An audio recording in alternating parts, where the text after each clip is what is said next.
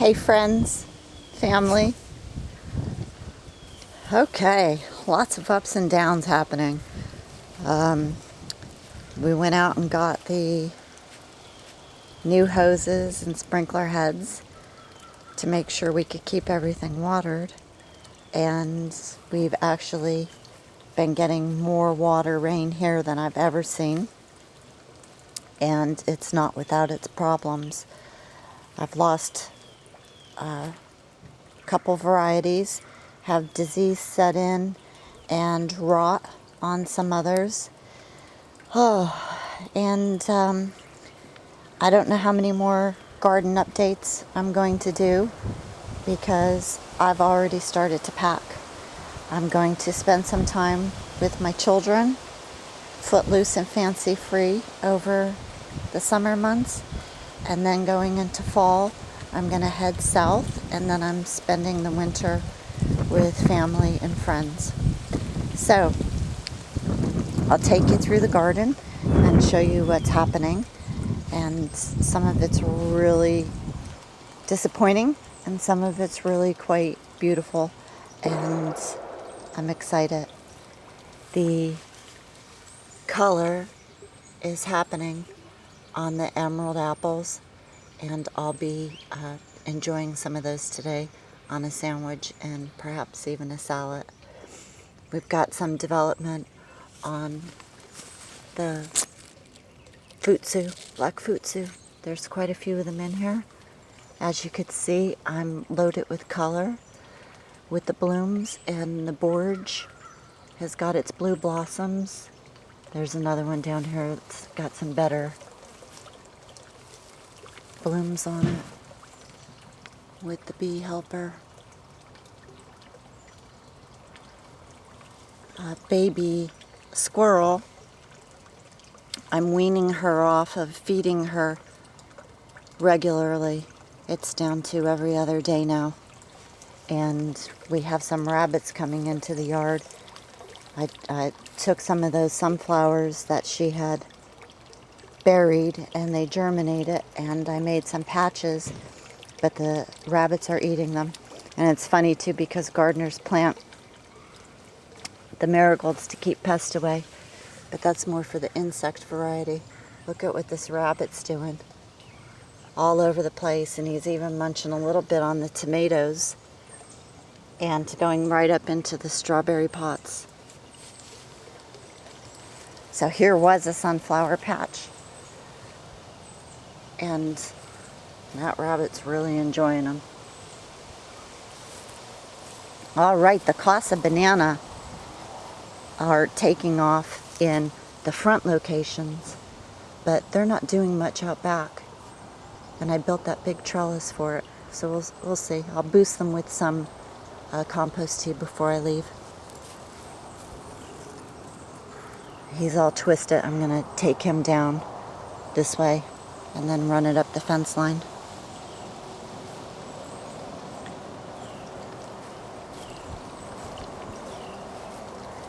I've got some really heavy seed started, so I tied these off, bunched it.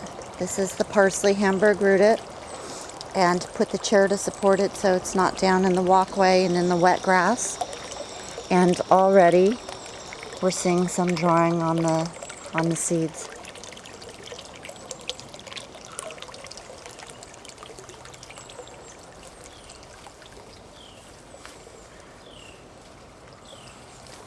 The branches that I put down to the ground and bricked are filling out nicely, and the figs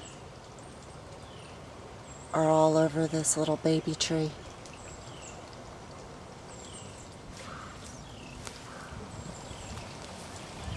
I put some tomatoes out back and they're doing well. And here's another of the Casa banana going up the fence line. And I don't know if these guys are gonna make it, but this is that French heirloom cantaloupe, and it's got some blight on it. And I took a lot of the really infected leaves off. And same thing here. The rabbit munched all of my marigolds.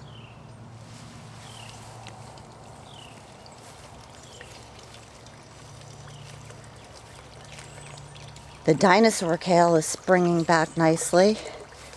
I didn't have to worry about thinning this too much because the squirrels or rabbits took care of a lot of the dinosaur kale sprouts. And here we have the golden Marconi. And I want to talk to you about the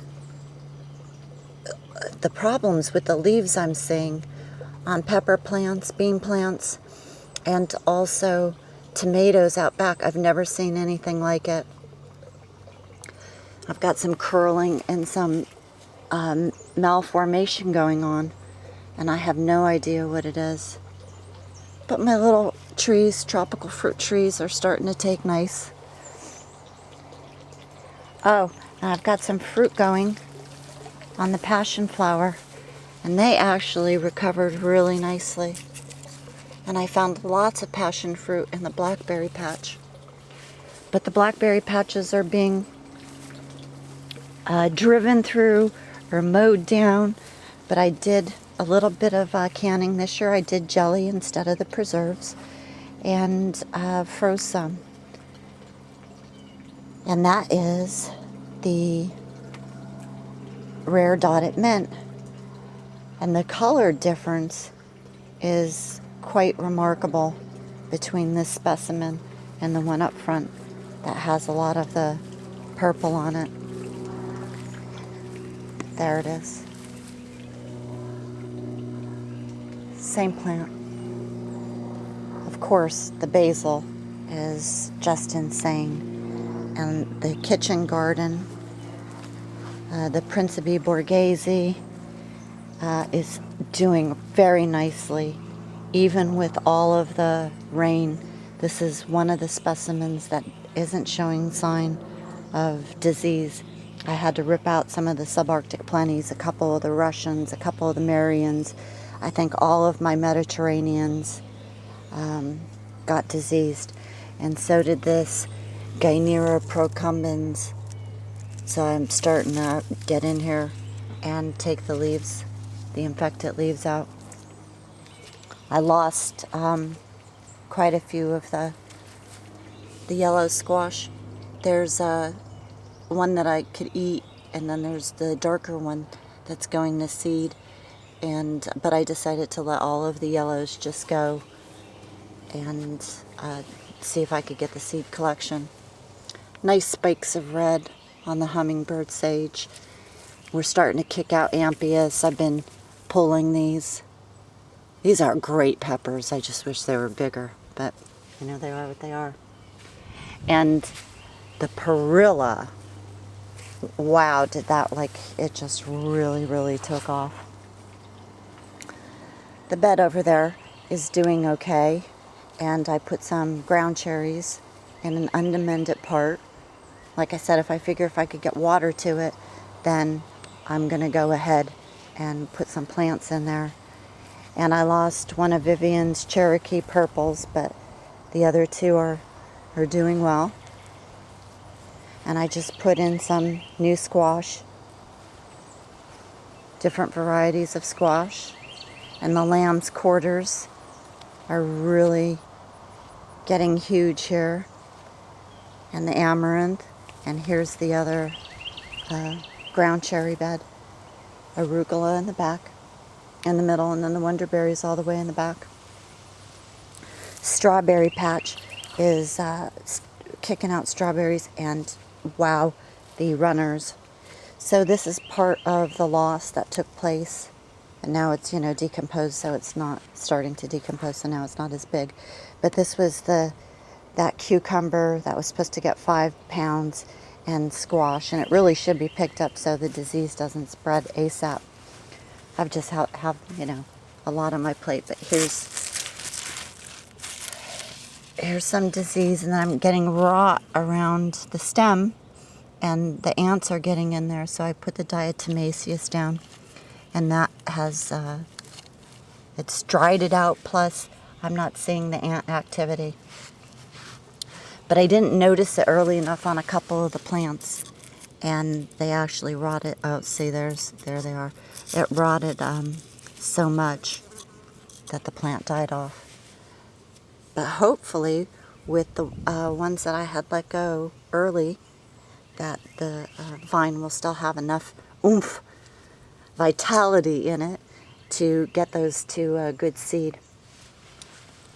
And the Thai red roselles are doing nicely. Lychee tomatoes, they're starting to go ripe. I've been enjoying those. And lots of dieback and yellowing on my Italian squash.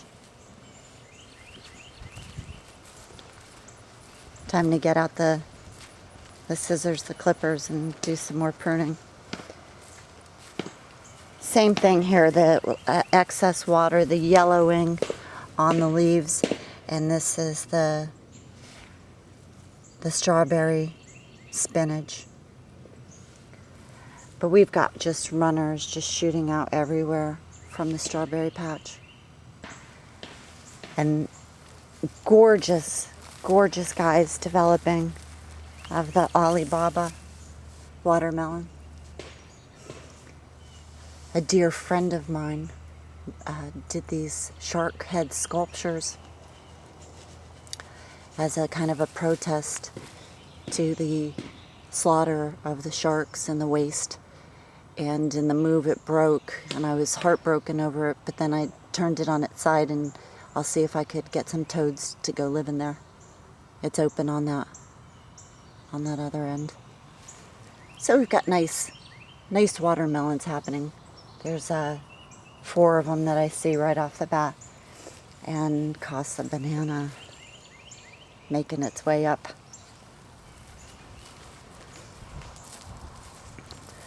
Yeah, these 4 vines up front are easily quadruple the length of the ones in the main garden. And he's going up. He'll be ready to make his way to the post really soon. So we've got the squash happening here. New squash plugged in. Some tomatoes, some wonderberries, and the walking onions are starting to drop over. Another one of the perilla. And I cleared all that out for nothing because I'm not going to plant there.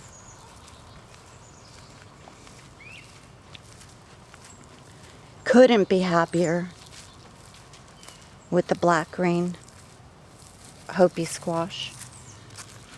They are beautiful size, great formation. And here we have the Italian edible gourd starting to produce fruit. Lovely, lovely blossoms. The corn is nice and tall. It's lagging there in the center. And now I have to wonder if there's something coming out of that plastic. I don't know. I think it's really strange that it's small in the center right where that plastic is and then larger away from it.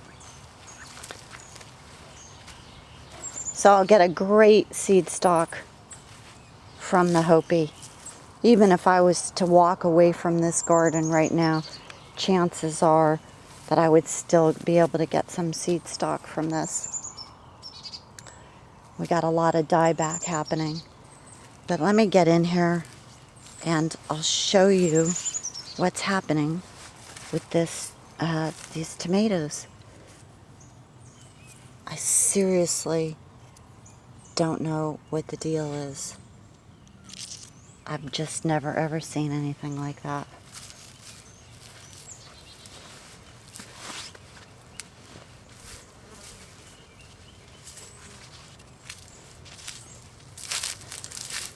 The foxglove is dying back. I took some samples from it, flowers, stem, leaves, and seeds. I have lots of volunteer arugula happening throughout this patch. And this is This is wonderful to see because the plants that had gone to seed here they were small plants. And I was even questioning whether I should let them drop seed or not. And then once they started to germinate, whether I should pull them. But I decided, let's go ahead and see what happens. So it'll be interesting to see if these heads actually fill out and develop into nice heads from a subpar mother plant. These are all lemon apples, and this back row are all the Black Beauty zucchini. The pecan tree is right there, and I really hope that it makes it. Give these squirrels something else to eat. And the shalou is there. Wonderberries, and there's some more of the black hopi. They look like they need a boost. And here's the difference. It's just crazy that those other vines are so much longer, and these little guys are only about 1.5 feet long. And there's the Oswald eggplant. Here are more of the French cantaloupe. Diseased. I'm going to come in here today and remove the yellowing leaves. And here's a beautiful borage. And wait till you see the ground cherry patch. Let's go there.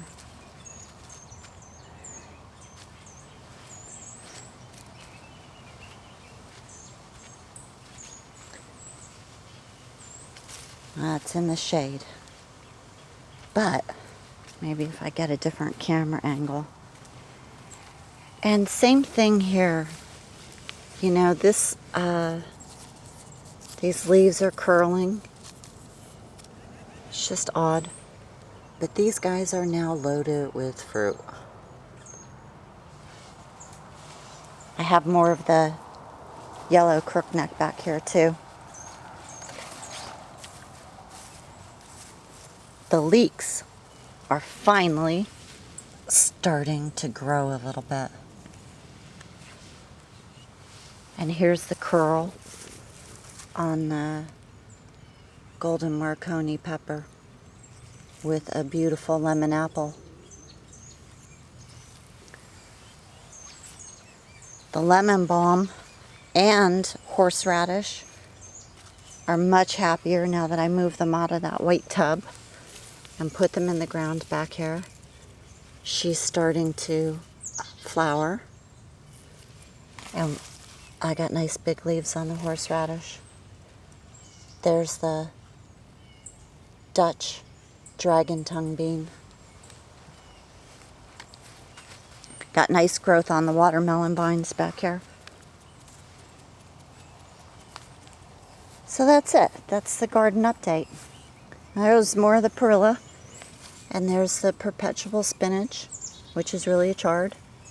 It's doing lovely. But there you have it. That's what's happening.